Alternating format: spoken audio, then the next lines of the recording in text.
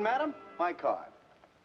Gertrude, Central 6437. Wrong card. Here we are.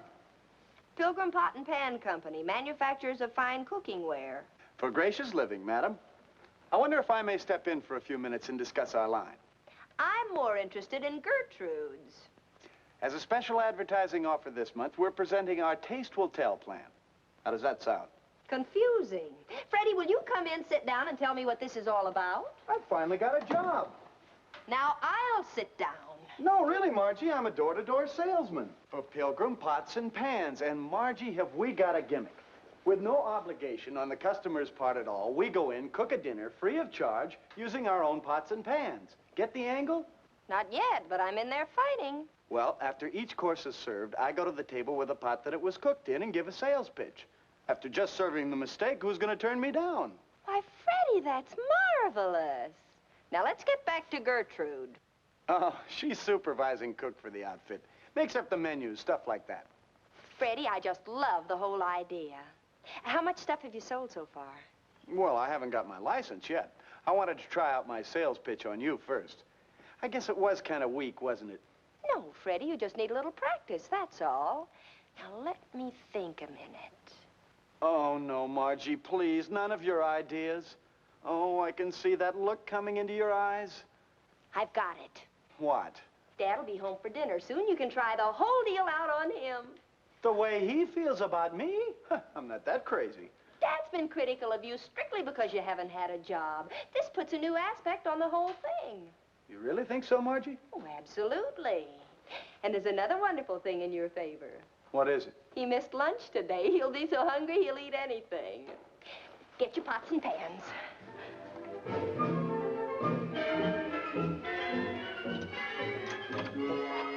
Margie, I'm home.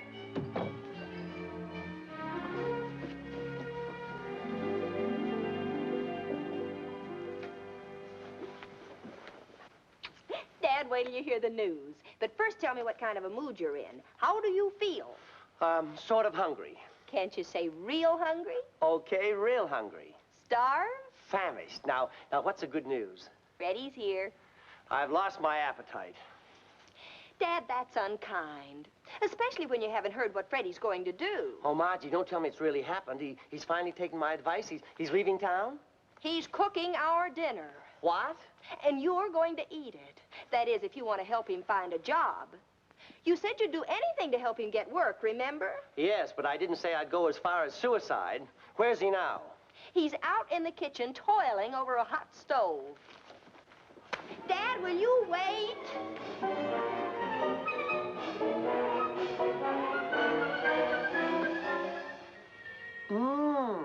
What's the matter? Is that mushroom soup? Cream of mushroom, your favorite. Chicken? Roasted to a golden brown, stuffed with oyster dressing and... Well, what are we waiting for? Tell the chef the master has arrived. Oh, Dad, I knew you'd love this. Freddie? Hello, Mr. Albright. Freddie, what's this about your whipping up a little snack? Dad's ready for dinner, Freddie. Coming right up. I mean, very good, madam. You know, maybe I've been a little hasty in judging that boy. In a minute, you're going to have an entirely different opinion of him.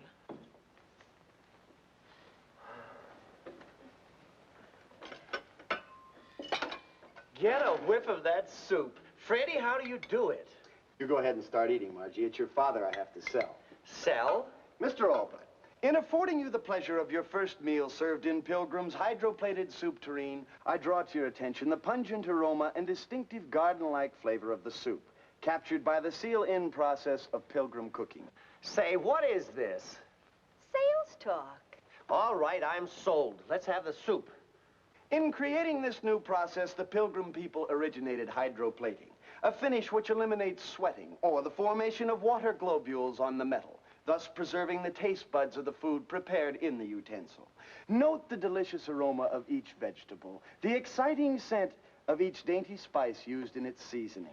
I'm drooling. Give me that label. But I haven't finished yet. I said give it to me. You clumsy knucklehead. Gosh, I'm sorry, Mr. Albright. Oh, bring in the next course, Freddie. I'll take care of this.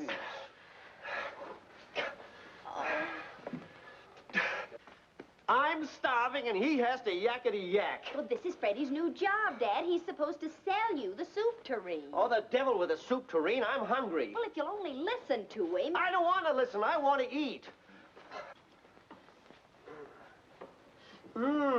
Chicken. Now that's more like it. Yes, sir. And now, Mr. Albright, before serving your entree from Pilgrim's new simulated stainless steel-plated serving tray... Freddie, just a minute. What's the matter? May I ask you just one tiny little question? Why, of course. If I buy the tray, can we eat? Now he's spoiled everything. You're not supposed to buy it until Freddie finishes. Finishes what? His sales talk. I was using you as a barometer of sales resistance. Resistance? I'm so weak from hunger you could knock me over with a piece of wet lettuce. You may as well serve the chicken, Freddie. Okay. I can hardly wait. White or dark? Everything.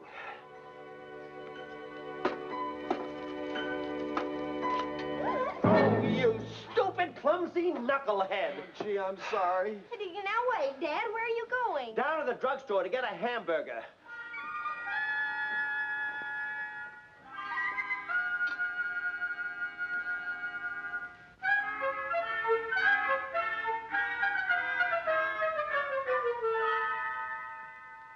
Nonsense, Mr. Crater. Who'll notice a black eye? Ah, don't kid me, Honeywell. This one sticks out so far you could hang an umbrella on it.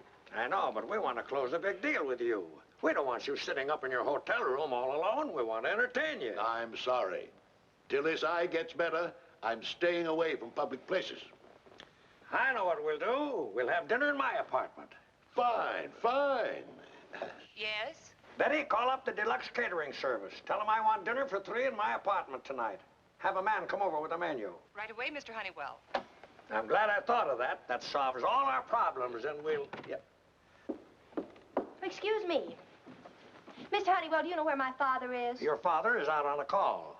This is Albright's daughter, Margie. Margie, this is Mr. Crater, a prospective client. How do you do, Mr. Crater? It's all right. This is a pleasure. Now, Margie, remember our understanding. Mr. Honeywell and my father have the craziest phobia about me meeting their clients. Every time something goes wrong with one of their deals, they always blame me. How do you like that? You know how we men are, always looking for an alibi. Excuse me, Mr. Honeywell. Your catering people can't come tonight. Then call another outfit. I did. 2 others. They're all booked up, too. What do you need a caterer for? Well, Mr. Honeywell wants to... Never mind, Betty. That'll be all. Thank you. Yes, sir. Because of my eye, Mr. Honeywell was going to have dinner in his apartment tonight for me and your father. Well, I have an idea. Well, now, Margie, it's been very nice having you drop in. Mr. Crater, do you like mushroom soup all thick and creamy and seasoned just right? Love it. Margie, our understanding. And chicken, roasted a golden brown and stuffed with oyster dressing? Sounds wonderful. Then that's what I'm going to fix for you tonight in Mr. Honeywell's apartment. See you then. Margie, Oh, I won't need any money. I'll just charge everything to you. I don't mean that. Excuse me a minute.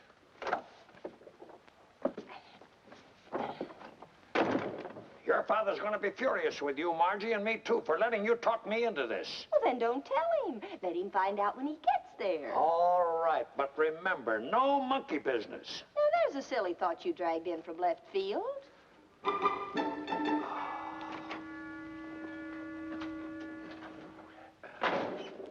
Lovely girl, Honeywell. Now I'm really looking forward to this evening. Yeah. By the way, we decided to make it a little surprise for her father, so don't say anything when you meet Albright. I understand, yeah. Thanks just the same, Margie, but I'm not cooking dinner at Mr. Honeywell's apartment. Absolutely no. Okay, lose your job. You know what the Pilgrim man told you this morning? Either you make a sale by tomorrow night or turn in your samples. But, Margie, Mr. Honeywell hates me almost as much as your father does. But this is different, Freddie. You're doing him a favor.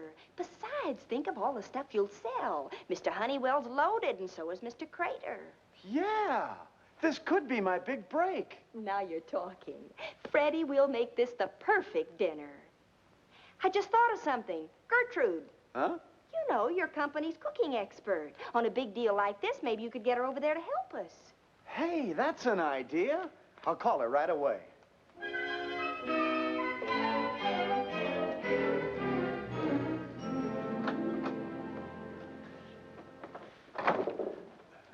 Crater, this is Mr. Albright. Mr. Crater, it's a pleasure. Thank you. I hope you'll excuse the appearance of my eye. Mr. Crater had a little run-in with his competition a couple of days ago. Oh? I'm with BB Cookingware. I guess it's only natural that the merchandising tricks of the Pilgrim outfit burn me up. Pilgrim outfit? He got roped into one of those free dinners they give. I shot my mouth off, not knowing that Gertrude, the company cook, was in the kitchen. She came out and socked me right in the eye. I know just what you mean. I could have socked one of their salesmen myself the other night. Say, that reminds me, I better phone Margie and tell her that I'm dining at your place tonight. Margie already knows. Well, she dropped in and I told her you wouldn't be home tonight. Good. Well, shall we get started? Thank you.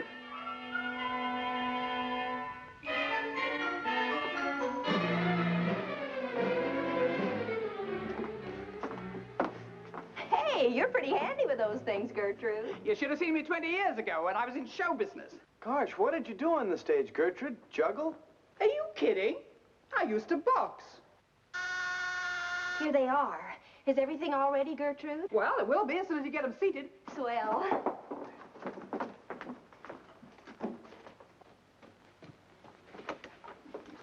Good evening, Mr. Crater. Good evening. Mr. Honeywell.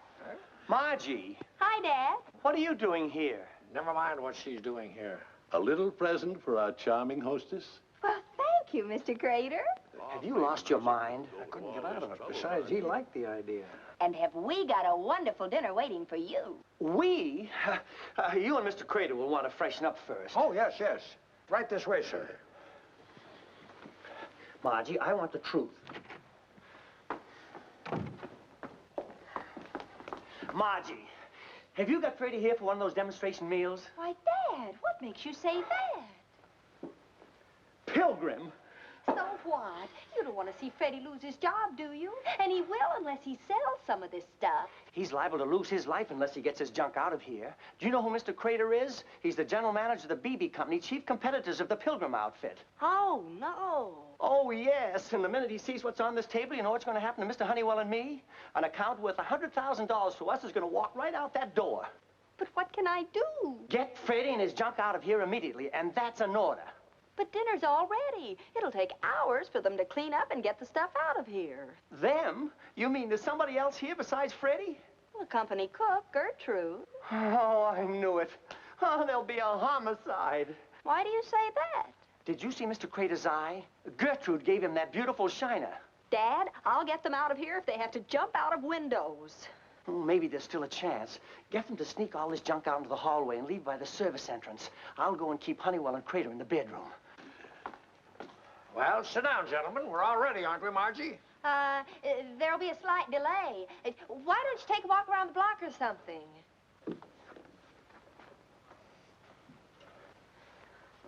Hello, Mr. Honeywell. Freddie, what are you doing here? Ladies and gentlemen, in affording you the pleasure of your first course served from Pilgrim's... Pilgrims? Honeywell, what is this? Your idea of humor? Why, I knew nothing about this, I swear. Albright, you're responsible for this. Well, Mr. Honeywell, I give you my word, Well, don't just stand there. Get out. Yes, sir.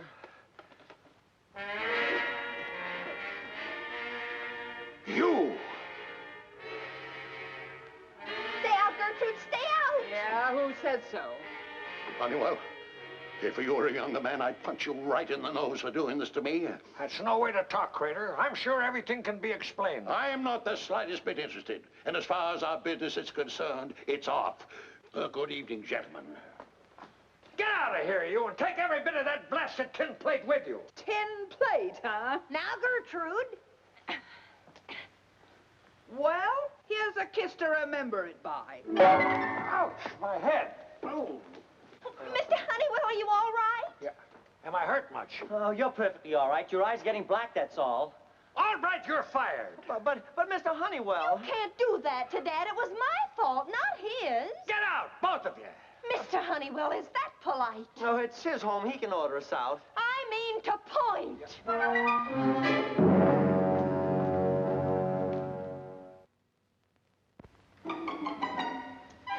Poor Dad. Yeah, looks like your father's really fired this time. And it's all my fault. Freddie, I've got to do something. Well, the way I figure it, it's all Mr. Crater's fault for being so one-way about things. Freddie, you just gave me the answer. Oh, Margie, there's that look again. Why can't I keep my big mouth shut? Yeah. I wonder how Mr. Crater would feel if he got fired. I knew it. Here comes trouble. Maybe it'd make him a little more charitable toward others. Margie, I beg you, let bad enough alone. Maybe the shock, the humiliation would soften him up. Then I could get him to go to Mr. Honeywell and intercede for Dad. You make the wildest things sound so reasonable. I'll call the local BB office and find out who's president of the company. And then, Freddie, can you borrow a Western Union cap from someone? Margie, this time I mean it. I'm not getting mixed up in another one of your wild ideas. Now, Freddie. I mean it, Margie. Really?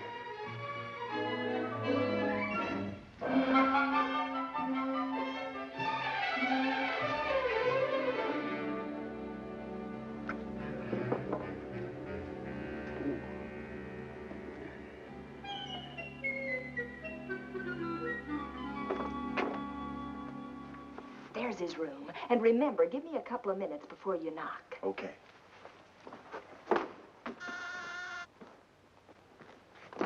Yep.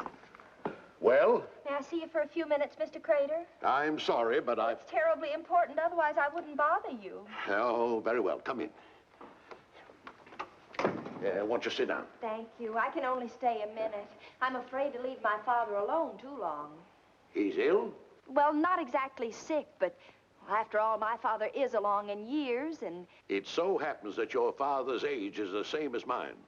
Oh, I don't mean he's really old. I mean, well, losing something you've worked 22 years for can hit you pretty hard up here. Really, Miss Albright, I don't know why you bother me with all this. I didn't discharge your father. Mr. Honeywell did. Well, I thought maybe if you call Mr. Honeywell up... I'll do nothing of the sort. I wouldn't extend George Honeywell the courtesy of addressing him. But my poor father... Oh, come now, Miss Albright. Your father's a well-preserved man. He'll get by. You think so? Absolutely. What's a job nowadays? Why, they're 10 cents a dozen. Look at your help wanted columns, fatter than a telephone book. Excuse me. Telegram, sir. Oh, thank you. Here, boy. Thank you, sir. All right.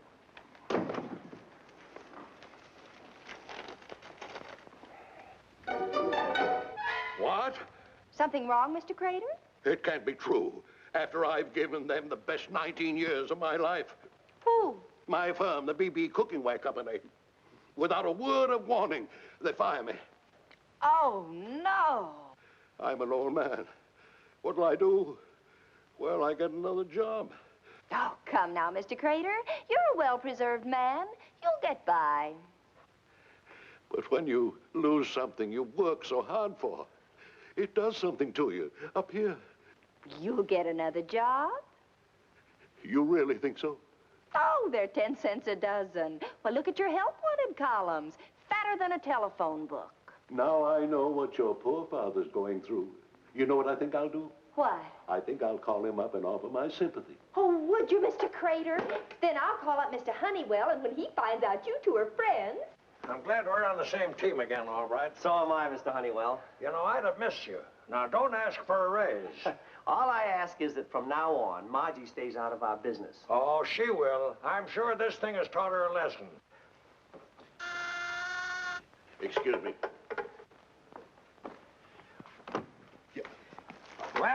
Well. Crater, my friend, Albright and I thought we'd drop in with offerings of peace. Honeywell, I don't like you. Margie, what are you doing here? Now, don't get excited, Dad. I can explain everything. All right. You have my deepest sympathy. I know what it means to be the victim of a heartless employer. Now, just a minute. All I can say, old man, is buck up. Chin up. Oh, Mr. Crater, I appreciate your sympathies, but Margie, something tells me that you better stay right here. Yes, Dad. Always remember I'm your friend. Oh, Mr. Crater, that's the best thing you've said. Now we can go ahead with our deal. What deal? You know, the one we were going to close last night between your company and Honeywell and Todd. Oh, that's all off. If he's your friend, why is it off? Because I'm no longer with BB Company. I've been fired. What? Yes, I haven't got the authority to even dot an I on the contract. Well, this is a fine how do you do. Hello? Yes? Buffalo? Yes, Mr. Beebe, this is Crater. I just got your wire. You didn't send me a wire. Well, I just received one signed by you saying I was fired. I'm not? Well, thank you, Mr. Beebe. I feel the same toward you. Yes, sir. I'm leaving tonight, and I'll see you on Monday. Goodbye, sir. Another one of your practical jokes, eh, Honeywell? What are you talking about? That phony wire I received saying I was fired. Did you send it? Margie, come back here. Yes, Dad. Did you send Mr. Crater a fake telegram? Dad, I did it for your sake. That girl's a juvenile delinquent. And that Pilgrim stuff last night. That was for my sake, too, I suppose. No, that was for Freddie's. You mean to say that she was responsible for last night, too? Well, I was only trying to help everybody. To what, a hospital? Mr. Crater, you said about enough to my daughter. That's all right, Dad. I'm so mad I could fight every man in this room. Now, look here. I've had enough of this. I'll give you all just 10 seconds to get out of here. Now, just a second, Crater. There's no reason why you and I can't be friends. Honeywell, I wouldn't touch you with a 12-foot pole. And that's giving you 2 feet the best of it. All right, consider that insult your dismissal notice. Well, I hope you're satisfied. Thanks to you, I've lost my job twice in 2 days. And I hope you're satisfied. Letting your childish fear of a competitor cause all this fuss and put my father out of work. I beg your pardon. When you got that wire, you knew how it felt to lose your job. You wrung your hands and moaned and groaned all over the place. Now, see here, miss. And then when you wanted to offer sympathy to my father, I thought you had some feeling. But you fooled me. You're nothing but a big stuffed shirt with a BB colander for a heart. Oh, Dad. Hello? Miss Albright, it's for you. Hello? I just made my first sale, Margie. Yeah, down here in the lobby. I got to talking to a fella, and he bought a pot. Well, that's swell, Freddie. Not so good here. It just didn't work out. Bye. Wait. Albright, I guess I have acted a little silly. Let's forget all this nonsense, huh? Do you mean it? I mean it. Any man with a daughter like yours deserves a break. I don't know how to take that. It's a compliment, believe me. And Albright, since you're no longer working for Honeywell, I'll make a deal with you.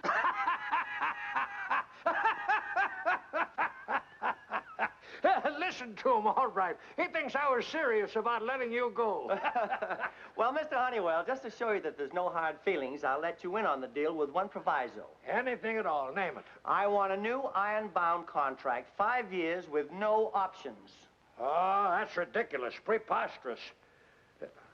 All right, it's a deal. Good understanding between us, all right. Good relationship.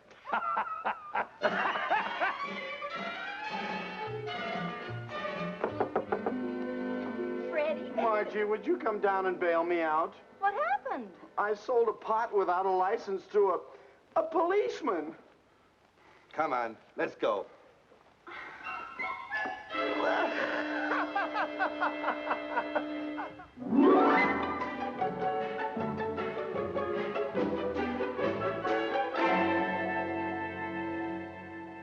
All right, so everything just happened to work out okay. You'll have to admit I cooked up a wonderful new deal for you. I'll say you did. You almost sent it up in smoke. Well, that's my little Margie.